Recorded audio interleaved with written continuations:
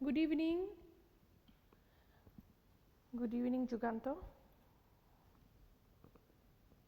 So today we are going to learn about our new chapter, that is negotiable instruments. It is very important chapter. In your daily life also this is very much required. Okay. So what do you mean by Negotiable Instrument Act 1881? This act has been made in the year of 1881. Okay, it has been drafted in the year of 1881, but it came into force in the year of 1882. Okay.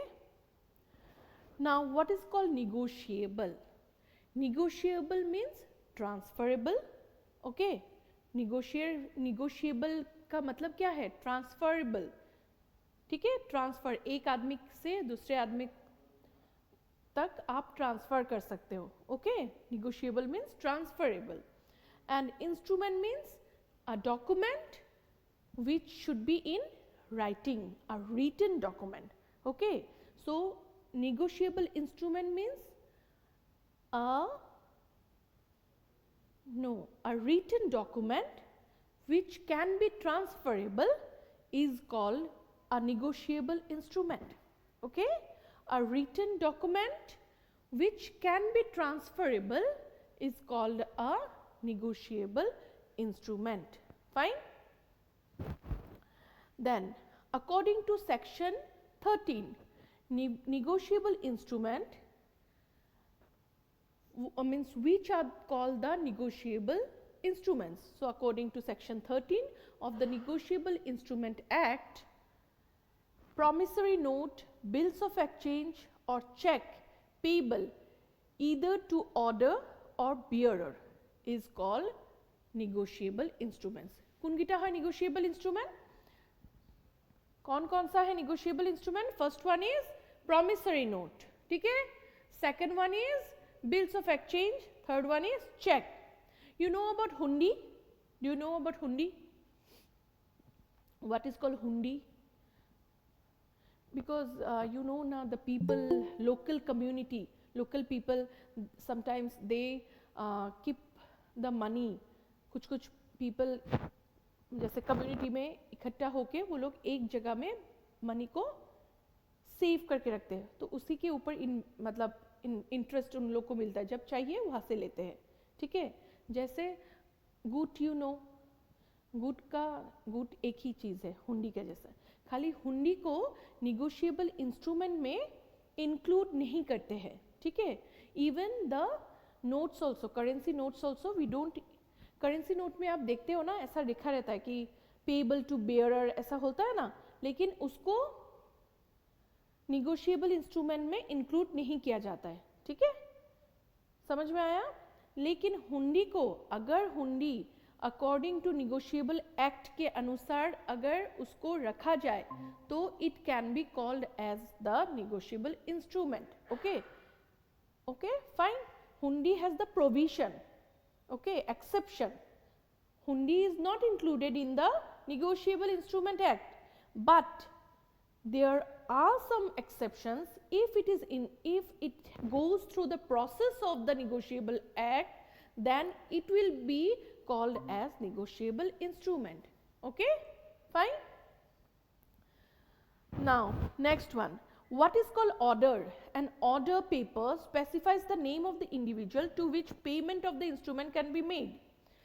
जब order मतलब order उस चीज़ को बोलते हैं जहाँ पे person का name specified होता है. ठीक है, पर्सन का नेम आप किसको दे रहे हो वो नेम स्पेसिफाइड है, तब उसको बोला जाता है कि ऑर्डर. ठीक है. और बेयरर जहाँ पे किसी का नाम लिखा नहीं जाता है, वो किसके bearer in case of promissory note और बिल्स ऑफ एक्सचेंज, वहाँ पे बेयरर का कोई जगह नहीं है. ठीक है, समझा. लेकिन क्योंकि प्रॉमिसरी नोट और बिल्स ऑफ एक्सचेंज में वो पार्टिकुलर नाम लिखा होता है. ठीक है, ऑर्डर होता है. लेकिन in case of cheque a bearer cheque is possible. जहाँ पे आप देखते हो ना कभी कभी कि पे टू कुछ भी नहीं लिखते, तो वहाँ पे आप सेल्फ चेक उठाते हो, है ना, विड्रॉ करते हो. बैंक से, so that is called bearer cheque. Okay, उस चेक को किसी आपको जहाँ पे डिलीवरी देना है तो वहाँ पे आप उसके पास, जैसे मैंने कुछ नाम नहीं लिखा पे टू, लेकिन मैंने तुम्हें वो चेक दे दिया, ठीक है, I got the cheque from somebody else, मुझे किसी और से मिला चेक, तो वो चेक मैंने क्या किया, तुमको फिर ट्रांसफर कर दिया, ठीक है, लेकिन उसमें कुछ नाम नहीं लिखा है, वो उसको बोलता है क्या, बेयरर चेक। समझ में आया?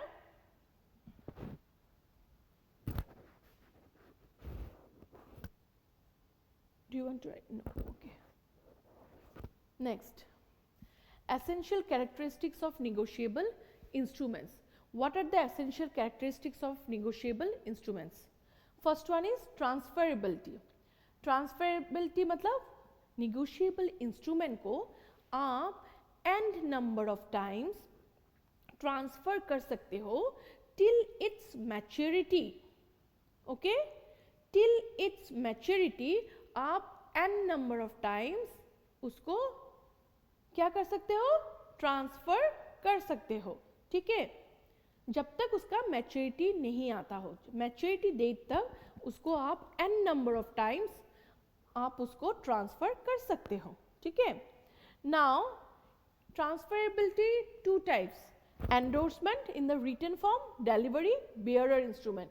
डिलीवरी जैसे मैंने चेक का बारे में बोला है, bearer instrument, or in case of promissory note and bills of exchange it will be in the written form. Okay, this is called endorsement, means in the with the proper signature with the proper signature, ठीक है। Independent title, अब transferor और transferee का दोनों का title independent होता है इन case of negotiable instrument act. आपने सेल्स ऑफ गुड्स एक्ट में पढ़ा था कि वहाँ पे आपका अगर टाइटल डिफेक्टिव हुआ तो ट्रांसफरर जो है, समझ में आया, ट्रांसफरर जो है वो अगर ट्रांसफरी को डिफेक्टिव टाइटल लेके अगर उसको ट्रांसफर करता है, कोई भी चीज़ देता है, देन ट्रांसफरी के पास जो भी गुड्स आया वो भी क्या कहा जाएगा, with the defective title only, ठीक है, वहाँ पे इंडिपेंडेंट टाइटल नहीं होता है। लेकिन यहाँ पे क्या होता है, यहाँ पे अगर ट्रांसफरर डिफेक्टिव टाइटल है, उसका टाइटल सही नहीं है, फ्रॉड है, लेकिन अगर वो किसी गुड्स को ट्रांसफर कर रहा है, किसके पास, ट्रांसफरी के पास, तो ट्रांसफरी का जो टाइटल है वो गुड्स है, सपोज तुम्हारा गुड्स है, जुगांतो का गुड्स है, और जुगांतो ने वो गुड्स मुझे सेल कर दिया, ठीक है, मुझे ट्रांसफर कर दिया मुझे ट्रांसफर करने के साथ साथ क्या हुआ, वो गुड्स अब मेरा बन गया, I am the owner of that goods. Okay, earlier you were the owner but it was the defective owner, you were the defective owner, तुमने जो गुड्स का जो तुमने लिया है वो किसी फ्रॉड के थ्रू से बस चोरी करके तुमने वो चीज़ लिया है, तो वो तुम्हारा डिफेक्टिव टाइटल है, लेकिन तुमने जब मुझे वो बेचा है तो वो चीज़ मेरा मतलब इफेक्टिव टाइटल हो गया, डिफेक्टिव नहीं इफेक्टिव टाइटल हो गया, ठीक है, उस गुड्स पर मेरा कंप्लीट राइट है, ठीक है, और मैं I can claim from you about the, मतलब जो मेरा गुड्स है, अब जो मुझे मिल गया उस गुड्स के लिए मैं तुमसे क्लेम भी कर सकती हूँ कि ये जो तुमने डिफेक्टिव गुड्स दिया है तो उसका कॉस्ट देखो मुझे, और मतलब अगर रियल ओनर आके मुझे बोले कि ये तो मेरा गुड्स है, तो वो क्या कर सकते हो, वो आप क्लेम भी कर सकते हो, ठीक है, समझ में आया? हाँ, लेकिन in case of negotiable instrument, ये सिर्फ निगोशिएबल इंस्ट्रूमेंट में ही होता है कि टाइटल इंडिपेंडेंट होता है, दोनों का टाइटल अलग अलग होता है, इंडिपेंडेंट है दोनों, लेकिन सेल्स ऑफ गुड्स एक्ट में ऐसा नहीं है। अगर टाइटल डिफेक्टिव है and if you have transfer to the another person the buyer, then the buyer will also get the defective title only, understood?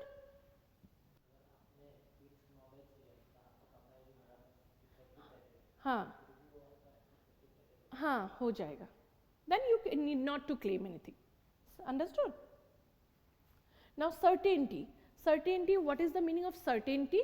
Certainty means time का certainty होना, date का certainty होना, ठीक है, and the specified person, person का भी certainty होना चाहिए, ठीक है, समझ में आया? Specially the time and date, okay, maturity period, bills of exchange and promissory note. Person should be also specified, but in case of check it can be bearer instrument, okay. Right to sue. Right to sue किसका? The holder in due course of a negotiable instrument can sue on the instrument in his own name. अच्छा, यहाँ पे holder और holder in due course मतलब क्या है? देखो, suppose ए है, ए ने, ठीक है, ए का एक प्रॉमिसरी नोट है, वो किसको दिया? बी के पास दिया, ठीक है। ए ने बोला मैं प्रॉमिस करता हूं कि मैं तुम्हें ये चीज within this date, within the mention date I will give you, मैं तुम्हें ये money, suppose I am A and B को मैं प्रॉमिस करता हूं कि मैं तुम्हें within that specified time I will pay the amount, जैसे 20,000 अमाउंट आई विल पे। तो अब बी क्या करता है? बी के पास अब ये होल्डर, बी बन गया होल्डर, ठीक है, और होल्डर इन ड्यू कोर्स, तो बी क्या बोलता है ए को, तुम मुझे नहीं, तुम सी को पे कर दो, ठीक है, समझ में आया? और सी वो जो गुड फेथ में वो पैसा ले लेता है, ठीक है, holder in due course, okay, समझ में आया? Now next, this much clear?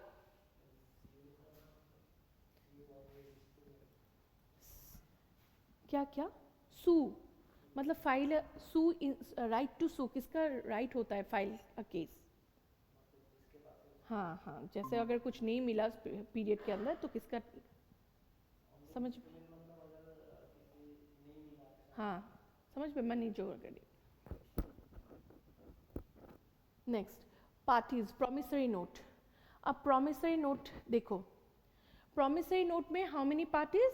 The maker and the pay, ठीक है। मेकर किसे बोलते हैं? मेकर जो प्रॉमिसरी नोट को बनाता है, ठीक है, जो बनाता है प्रॉमिसरी नोट को, उसको बोलता है मेकर।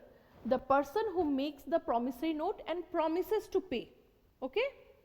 पे किसको? जिसको पैसा मिलेगा। Pay the person to whom the payment is to be made, ठीक है, समझ में आया? In writing, it should be in writing and sign by the maker. Maker को हमेशा मेकर का सिग्नेचर चाहिए और it should be in writing. The means promise और अंडरटेकिंग टू पे, द जो प्रॉमिसरी नोट है it should B with a promise और अंडरटेकिंग टू पे। प्रॉमिस टू पे मस्ट बी अनकंडीशनल, कुछ भी कंडीशन नहीं होना चाहिए, शर्त नहीं होना चाहिए कि मुझे, मैं आपको इतना पेमेंट करूंगा लेकिन अगर आप ऐसा करोगे, कंडीशन देना नहीं चाहिए, ओके, विदाउट एनी कंडीशन, ठीक है। Money and a certain sum of money, ठीक है। सर्टेनिटी ऑफ पार्टीज, पे एंड मेकर। मेकर कौन है, पे कौन है, वो स्पेसिफाइड होना चाहिए, ठीक है। ऐसा नहीं है कि उसका एड्रेस नहीं है, उसका नाम पता नहीं है, ऐसा नहीं होना चाहिए, it should be specified, okay. Other than a bank और करेंसी नोट, जो प्रॉमिसरी नोट है वो कहाँ पे, वो बैंक के बाहर उसका बनता है ना, लेकिन उस पर स्टैंप रहता है, क्या स्टैंप? Revenue stamp. जैसे 10,000 अमाउंट का 2 रुपीज का स्टैंप लगेगा, ऐसे 20,000 अमाउंट का एक अलग स्टैंप ऐसा है, ठीक है। पेबल टू बेयरर और ऑर्डर, किस में होता है? ये ऑर्डर में, ओके, क्योंकि इसमें बेयरर नहीं होता है, समझ में आया? So promissory note is payable to order only, ठीक है। ये बेयरर जो है ये आरबीआई एक्ट के अनुसार नहीं है। ओके, निगोशिएबल एक्ट के अंदर कभी कभी आ जाता है, लेकिन आरबीआई एक्ट उसको परमिट नहीं करते हैं। ठीक है, is it clear?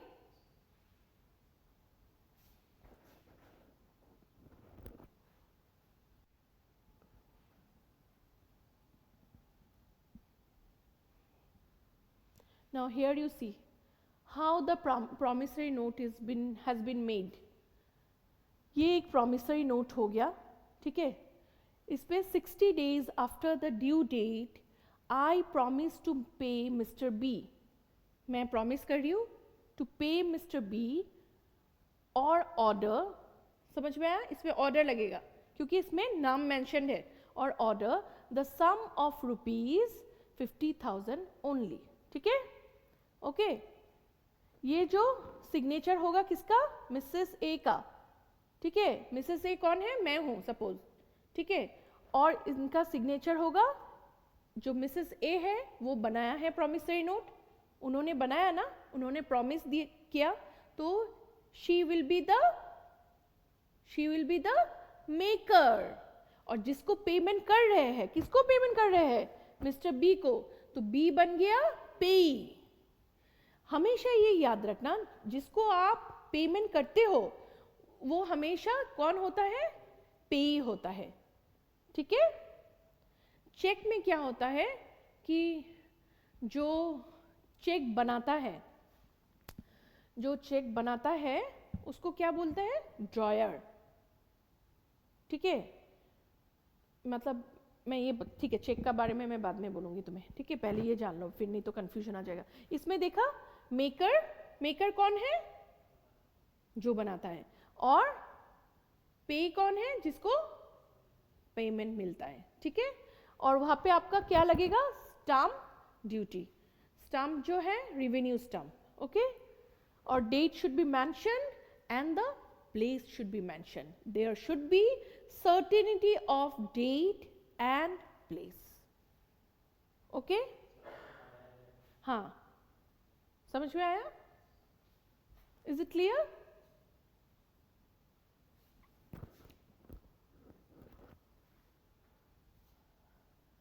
Now bills of exchange, section 5. Section 5 में bills of exchange क्या है? How many parties? Drawer, drawee and payee. देखो, promissory note में how many parties? 2. ये याद रखना, promissory note में कितना parties है? 2.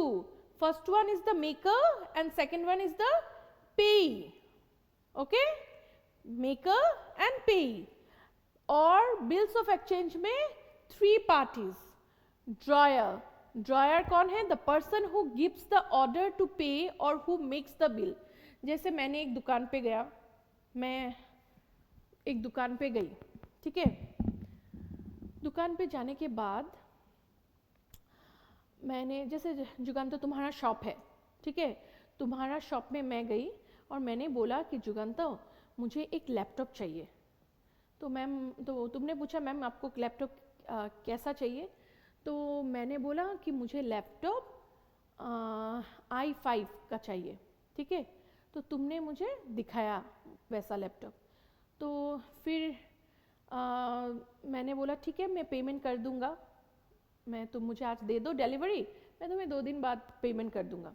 तो तुम हो कौन? सेलर, और मैं कौन हूँ? बायर। तो seller doesn't have a faith on the buyer. Seller को बायर के ऊपर फेथ नहीं है, सेलर को बायर के ऊपर फेथ नहीं है। समझ में आया? तो तब सेलर क्या बोलता है?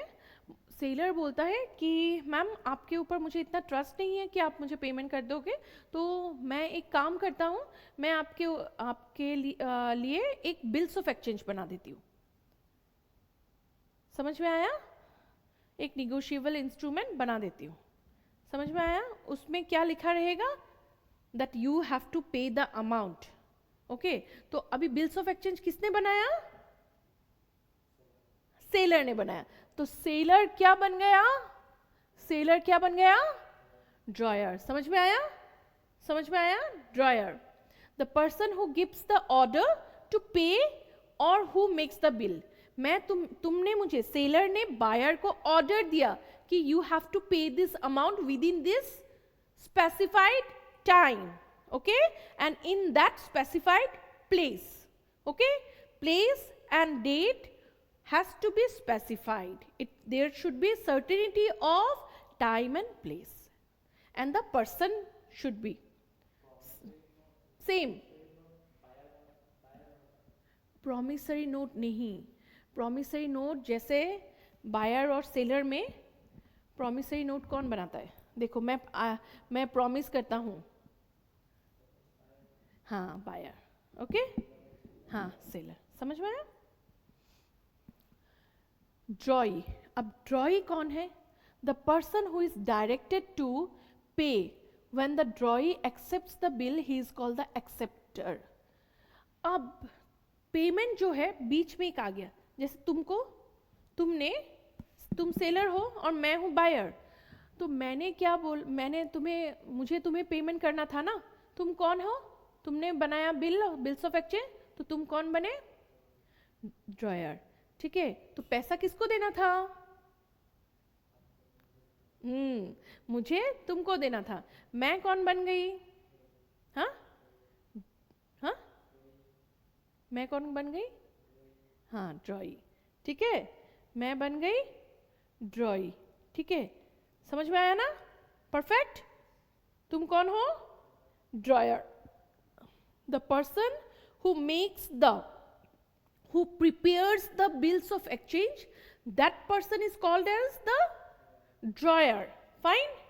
And the person who has to pay the amount, the buyer, is called the drawee. Okay. अब सेलर ने बायर को क्या बोला? मतलब ड्रॉयर ने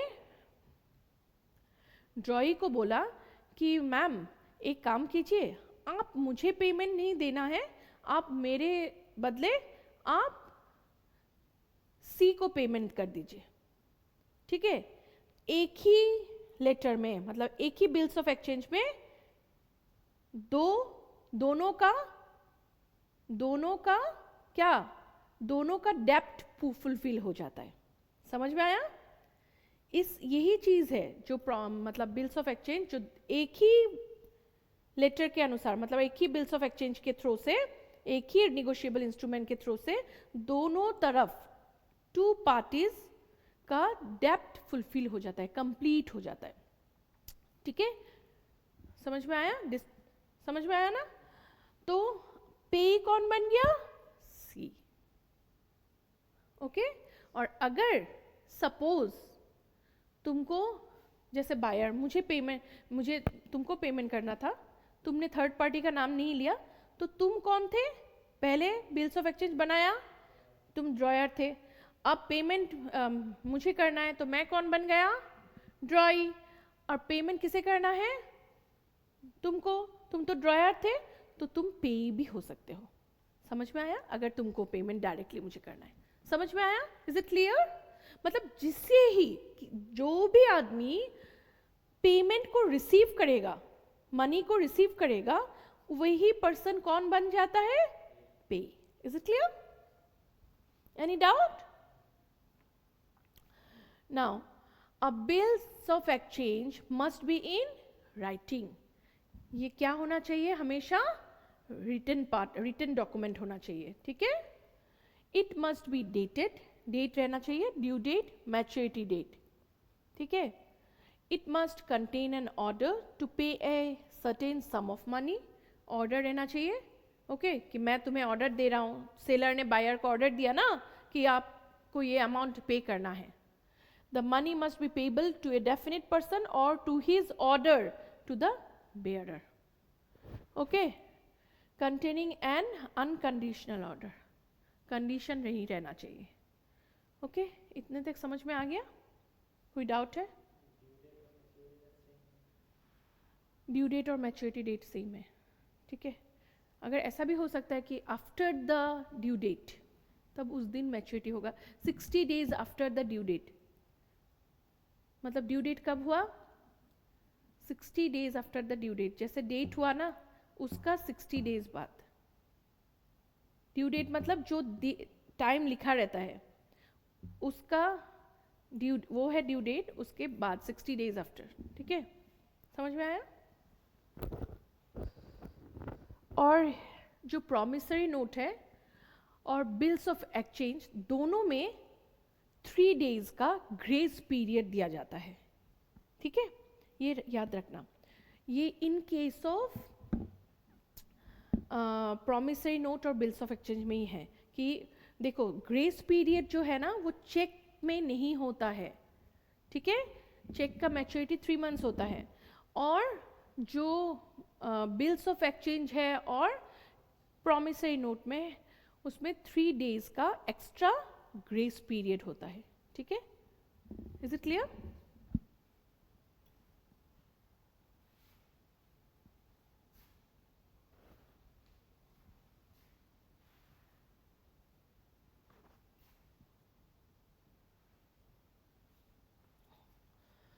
The time of payment must be indicated in the bill with certainty. Okay? जो time है payment का, किस टाइम में है होना है, वो तुम्हारा पर्टिकुलरली देना है। सर्टेनिटी होना चाहिए, स्पेसिफाइड होना चाहिए। डेट भी हो सकता है, टाइम मतलब पर्टिकुलर, हाँ ऐसा। ठीक है। ऑर्डर टू पे does not mean a command but a request और अ डायरेक्शन। ओके, ये कमांड नहीं होता है, ये आपका रिक्वेस्ट हुआ, नहीं तो डायरेक्शन हुआ। Okay, must be sign by the maker. Maker कौन है? यस, ठीक है। नाउ डेट, इस पे डेट मेंशन रहेगा, रिवेन्यू स्टैम्प रहेगा, ए ऑर्डर्स बी टू पे सी। समझ में आया? मैंने जैसे तुम ए हो, तुम मुझे बी को ऑर्डर देते हो कि आप सी को पेमेंट करो ₹2000 after 2 months only for value received. Value का मतलब क्या हुआ? वैल्यू का मतलब क्या हुआ इसमें? वैल्यू का मतलब हुआ फॉर द वैल्यू रिसीव, मतलब गुड्स जो रिसीव किया। समझ में आया? ठीक है। ड्रॉई का सिग्नेचर, ड्रॉयर कौन है? मेकर है ना। ड्रॉयर कौन है? मेकर, उसका सिग्नेचर। ड्रॉई कौन है? Suppose buyer. हाँ, बायर को क्या देना पड़ता है यहाँ पे? एक्सेप्टेंस देना पड़ता है, दैट एक्सेप्टेड एंड साइंड। ठीक है। और पे जैसे कौन है आपको, तो वो पेमेंट। ठीक है, समझ में आया? Is it clear? Any doubt? देखो यहाँ पे A sells goods to B, A is the seller और ड्रॉयर और मेकर और पे। अगर पे हुआ, अगर बी को बेचा ना, तो बी को अगर पेमेंट, ए को पेमेंट करना है तो ए पे हो जाएगा। अगर सी को पेमेंट करना है तो वो पे नहीं होगा, वो सिर्फ ड्रॉयर ही रह जाएगा। ठीक है। B is the buyer, drawee और पेयर। फाइन, कोई डाउट नहीं है ना इसमें?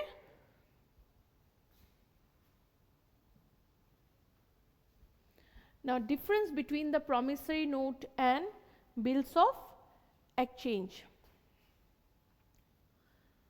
Promissory note and bills of exchange. Promissory note section 4, ठीक है।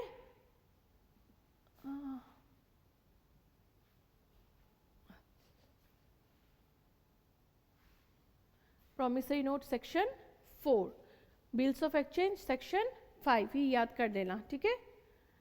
इसमें क्या होता है प्रॉमिसरी नोट में? ये अनकंडीशनल अंडरटेकिंग और क्या होता है? प्रॉमिस। ओके, इसमें ऑर्डर नहीं देते, ये अनकंडीशनल अंडरटेकिंग और प्रॉमिस करते हैं। ठीक है। और इसमें क्या करते हैं? अनकंडीशनल ऑर्डर, ये याद रखना। प्रॉमिसरी नोट में प्रॉमिस, अनकंडीशनल अंडरटेकिंग और प्रॉमिस। बिल्स ऑफ एक्सचेंज में अनकंडीशनल ऑर्डर। ऑर्डर देना मतलब रिक्वेस्ट करना। ठीक है, direction. Fine.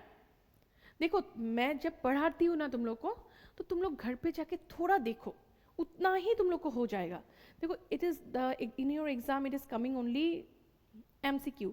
If you will understand, then you will be able to write it down, because nothing you have to mug up, you have to only understand. If you will not understand, it will be very difficult for you to answer the questions. Is it clear? Whatever I have taught you till today, have you understood? कोई doubt है उसमें? ठीक है. Now maker, here maker कौन होता है? जो promissory note को बनाता है. वो क्या है? पेयर. ठीक है. और यहाँ पे मेकर इज द पेई. ये देखो डिफरेंस देखो.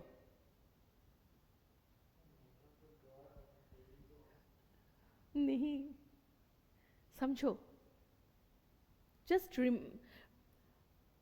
आप उस एग्जाम्पल में जाओ. मैंने क्या एग्जाम्पल दिया था बायर और सेलर का? किसमें? बिल्स ऑफ एक्सचेंज में. ये तो पता चला ना. ये समझ में आया? पेयर है, वो पेमेंट नहीं करता है. कौन करता है पेमेंट? ड्रॉई मन नहीं.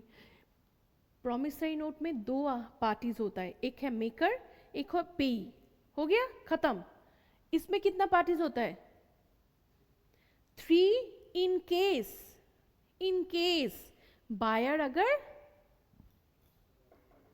अगर नहीं बोलता है कि आप मुझे सेलर अगर नहीं बोलता है कि बायर को कि मुझे पेमेंट नहीं करके आप दूसरे को पेमेंट करो, तब ही वो ड्रॉयर रहेगा. ठीक है. लेकिन otherwise he will be also called as the pay. Maker कौन है? Maker is called the drawer. समझ में आया? समझ में आया? अभी मेकर को ही बोलते हैं ड्रॉयर. समझ में आया? Is it clear? कोई डाउट है? नहीं. तो अब ड्रॉयर कौन होता है यहाँ पे?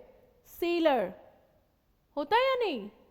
तो बायर को किसको पेमेंट करना है? सेलर को करना है ना. तो सेलर कौन बन गया? ड्रॉयर और मेकर. तो he will be called as the pay. Understood? Any doubt? Any doubt? No. Liability of maker is primary and absolute. Maker का जो लाइबिलिटी है, रिस्पॉन्सिबिलिटी है, ऑब्लिगेशन है, इज प्राइमरी एंड एब्सोल्यूट. ठीक है. इसमें उसका जो लाइबिलिटी है वो प्राइमरी है और एब्सोल्यूट है. इसमें क्या है? मेकर का लाइबिलिटी सेकेंडरी है एंड कंडीशनल है. क्योंकि अगर मेकर ऐसा बोल दिया कि देखो, बायर को बोला कि मुझे ठीक है, मुझे पेमेंट तुम कर देना, लेकिन मुझे नहीं करके तुम उसको दो, तो यहाँ पे हो गया ना कंडीशन, है ना. ओके. समझ में आया? Cannot be done in sets. Set में नहीं हो सकता है. Can be done in sets. ये तो समझ में आया? दोनों तरफ मैंने बोला ना, 2 डेप्थ्स फुलफिल करता है. किसमें? यस. ओके. और ये प्रॉमिसरी नोट में ओनली सिंगल पर्सन, वो सेट्स में काम नहीं होता है. समझ में आ गया? Any doubt?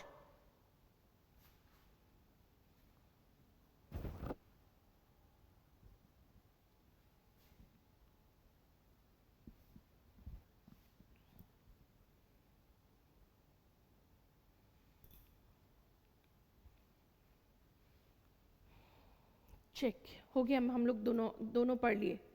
ठीक है. अब third one. Cheque is defined under section 6 of the Negotiable Instrument Act 1881. ठीक है. Now what is check? A check is a bill of exchange. उसको भी bills of exchange ही बोला जाता है. One kind of bills of exchange. ठीक है. Drawn upon a specified banker and payable on demand. ठीक है. A check in the electronic form means check which contains the exact mirror image of a proper check is generated. समझ में आता है? Electronic. retained and signed in a secure system and sharing the minimum safety standards with the use of digital signature and asymmetric crypto system. ये जो है ये है cyber का, ये कंप्यूटर का चीज़ है, ठीक है। ये जो एसिमेट्रिक, देखो क्या आ रहा है, ये जो अरे रुको, हाँ, ये एसिमेट्रिक जो क्रिप्टो सिस्टम है, this is a kind of computer means related things, okay. जो इलेक्ट्रॉनिक फॉर्म है चेक का, उसमें डिजिटल सिग्नेचर होता है, समझ में आया ना। वो सेम तुम्हारा चेक जो फिजिकल चेक होता है उसी के तरह ही दिखेगा, ठीक है। Includes truncated cheque. Truncated cheque पता है क्या है? ट्रांकेटेड चेक मतलब जैसे आप चेक को लेके जाते हो, आप फिजिकली एक चेक को लेके जाते हो, तब चेक को फिर स्कैन करते हैं ना, तो स्कैन करने के पहले आप चेक को क्या करते हैं, वो लोग स्कैन कर लेते हैं, फिर उसको आप ट्रंक में रख देते हैं कैंसिल करके। जैसे ही विड्रॉ कर लेते हैं पैसा, जैसे ही आपका ट्रांसफ़र हो जाता है अकाउंट टू अकाउंट और आप कैश विड्रॉ कर रहे हो, तो जब ट्रंक में दे देते हैं उसको स्कैन करने के बाद, that will be after scanning it will be called as the truncated cheque, ठीक है। And cheque in electronic form, ये तो समझ में आ गया आपको।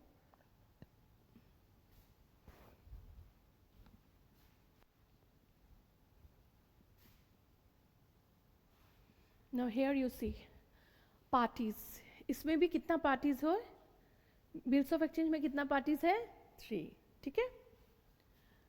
Dryer, the customer who signs the cheque, ठीक है,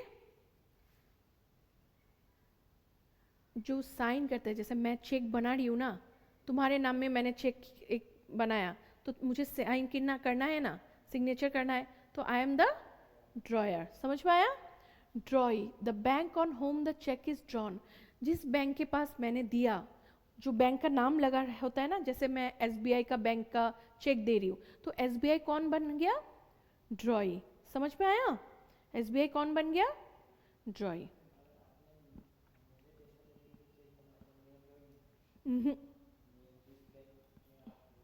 जैसे तुम्हारे पास पैसा जब आएगा ना, जैसे मैंने एक चेक बनाया पे टू जुगांता, ओके, और उसमें ये कौन है, ड्रॉयर, ड्रॉयर कौन है, मैं, okay, I am the dryer, मैंने सिग्नेचर किया, मतलब आई एम द मेकर, ठीक है। फिर मैंने जाके उसको, फिर मैंने तुमको चेक दे दिया, तुम वो चेक जाके किस में गए, मैम ये तो SBI का चेक है, तुमने जाके बैंक के पास गया, तो SBI क्या है, वो बैंक देगा ना तुम्हें पैसा, बैंक दे रहा है, तो bank will be called as the drawee, समझ में आया। कहाँ से ले रहे हो पैसा, बैंक से ले रहे हो, तो बैंक हो गया ड्रॉई, ड्रॉ कर रहा है तुम्हें। और तुम पैसा किसके हाथ में आया, तुम्हारे हाथ में आया, तुम्हारे हाथ में भी आ सकता है, कैश विड्रॉ कर सकते हो। अगर कैश विड्रॉ नहीं करते हो, अकाउंट टू अकाउंट जाते हैं, जैसे मेरे अकाउंट से तुम्हारे अकाउंट में जाते हैं, तो वो क्या हो गया, पैसा कहाँ पे गया, किसके पास गया, तुम्हारे पास गया, तो तुम कौन बन गए, पेई, समझ में आया, ठीक है। The person to whom the payment is to be made is called the pay, okay. Now in case of check, it should be an order, it should be an order in writing, और कभी कभी ये क्या होता है, bearer check भी होता है ना, तो ये order भी होता है, ये bearer। order इसलिए दिया, an order in writing means it should be signed, okay, it should be signed, without signature नहीं जा सकता है वो चेक। एन अनकंडीशनल ऑर्डर, कोई भी कंडीशन नहीं होना चाहिए उसमें, ठीक है। Must be sign by the maker, okay, means the drawer. Is it clear, इतना तक क्लियर है, कोई डाउट है?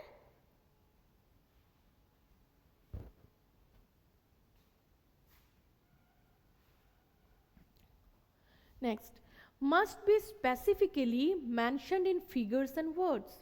जैसे वहाँ पे पैसा का चेक देखा है तुमने, हाँ, उसमें वर्ड्स में भी लिखा रहता है कि 35,000 ओनली, है ना।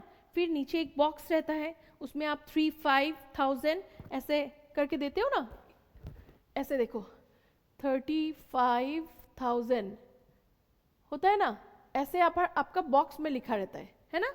फिर जो पे टू है द अमाउंट लिखा रहता है, अमाउंट, है ना। तो वहां पे आप लिखते हो 35,000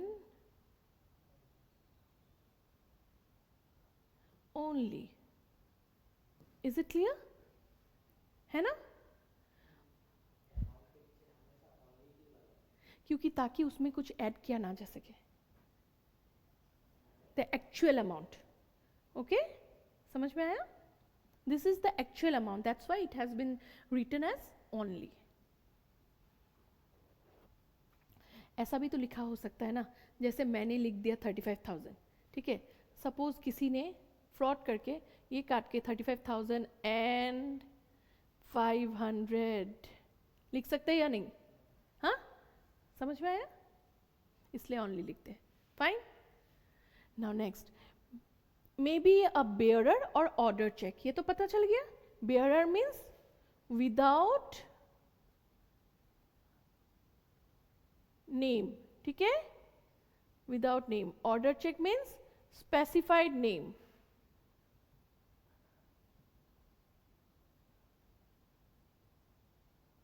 okay, fine. Next, may be a self cheque. Self cheque मैंने बोला ना, वहां पे आप क्या, the thing will be the bearer cheque only, ठीक है। Self cheque maximum bearer cheque ही होता है, समझ में आया। The cheque must contain the date, ये हमेशा रहना चाहिए, डेट रहना चाहिए। पे टू बी सर्टेन, जिसको पेमेंट आप दोगे वो तो सर्टेन होना पड़ेगा ना, उसका सर्टेनिटी होना पड़ेगा, स्पेसिफाइड रहना पड़ेगा, ठीक है।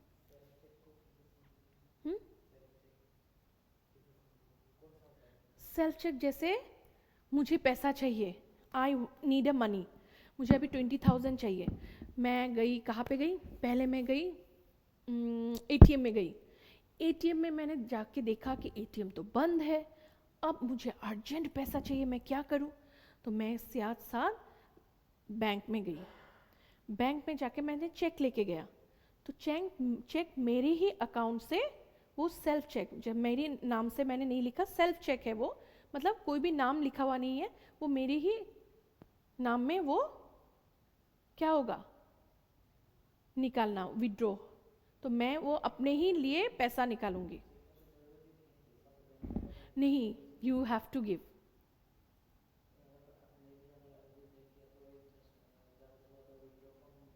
हाँ, विड्रॉ फॉर्म करने से भी होता है, लेकिन आप अगर ज़्यादा अमाउंट चाहिए तो आपको देना, ठीक है। चेक हमेशा मतलब एक लार्जर अमाउंट के लिए है, चेक ऐसा छोटा मोटा अमाउंट के लिए नहीं है, ठीक है, समझ में आया। जैसे मुझे कहीं पे पेमेंट करना है सपोज, तो मेरे पास अभी मनी नहीं है, तो मुझे चेक दे के निकालना है ना, समझ में आया। इतना तक क्लियर हो गया।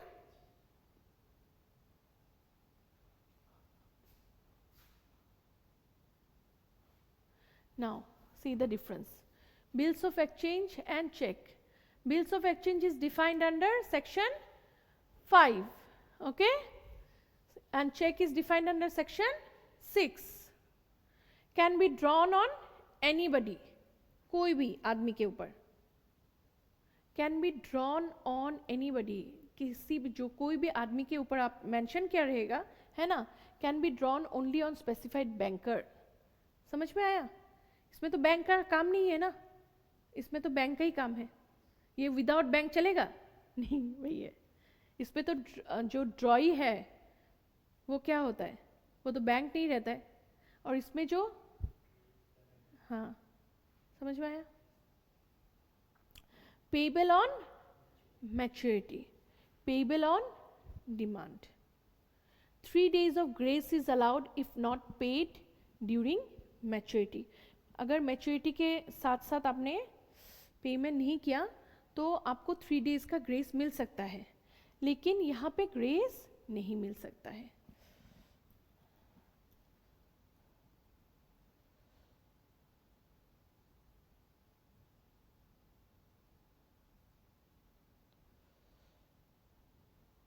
ठीक है, समझ में आया? रिक्वेस्ट रेवेन्यू स्टैम्प, इसमें रेवेन्यू स्टैम्प चाहिए और किस में चाहिए? प्रॉमिसरी नोट में, ठीक है। और इसमें no stamp is required, okay. No concept of stop payment, इसमें कोई कंसेप्ट नहीं है स्टॉप पेमेंट, लेकिन चेक में क्या होता है? Cheque payment can be stopped. जैसे मैंने चेक तुम्हारे नाम से एक तुमको दे दिया, ठीक है, तो तुम बैंक में जाने के पहले ही सपोज मैंने देखा कि मेरे अकाउंट में अमाउंट नहीं है, तो मैंने क्या किया कि no please stop the payment. समझ में आया? तो बैंक को बोल दिया कि तुम अभी उसको पेमेंट मत दो।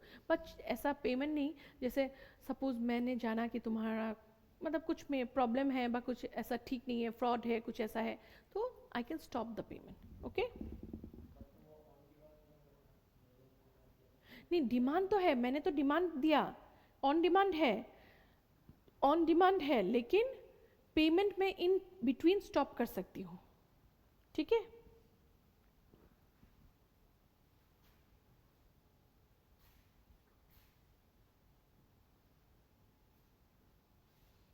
अब ये देखो, चेक का क्रॉसिंग करना होना, crossing of cheque, section 123 to 131A।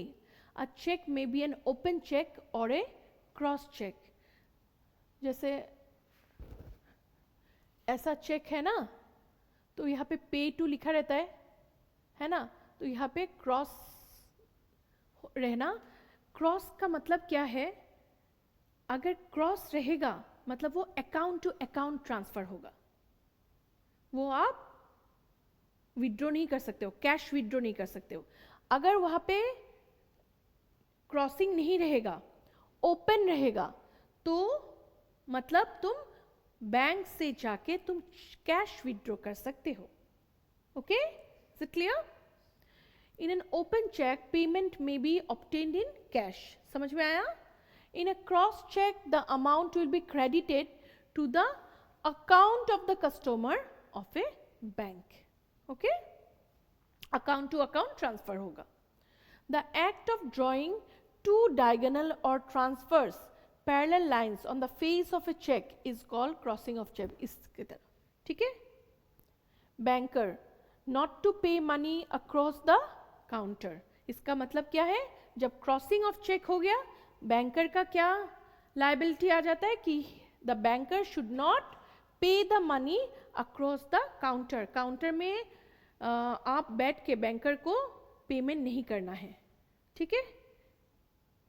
जैसे आप काउंटर में जाके बोल रहे हो नहीं आई नीड द मनी, और उस चेक में क्या है? क्रॉस चेक है, तो अगर बैंकर पेमेंट करेगा तो बैंकर फंसेगा। समझ में आया? पे मनी ओनली थ्रू बैंकर, मतलब बैंकर के थ्रू से ही पे होगा, लेकिन अकाउंट टू अकाउंट, ठीक है।